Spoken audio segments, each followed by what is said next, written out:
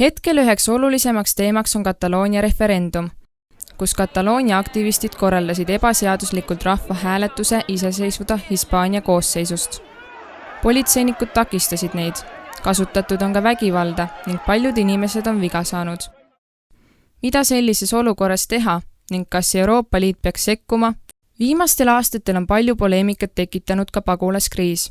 Miks tekitab sõna pagulane inimestes nii suurt vastuolu? Peamine põhjus, miks selline emigreerumine algas, oli sõda, kuid mõned kasutasid lihtsalt ka olukorda ära, et luua endale parem elu mujal.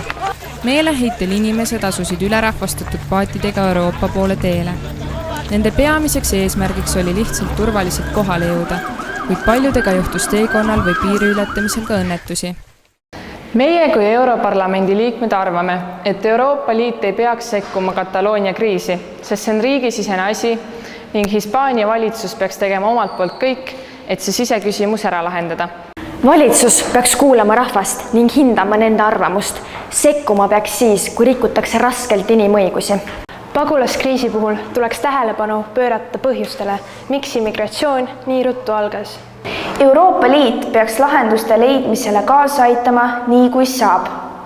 Tuleks lahendada sõjakonflikte, luua mõned liidud, mis aitaks abivajajaid toidu, riiete või arstiabiga. Samuti tuleks teha ka Euroopa Liidu liikmesriikides ka korralik taustauuring, et oma riigis ei tekiks probleeme.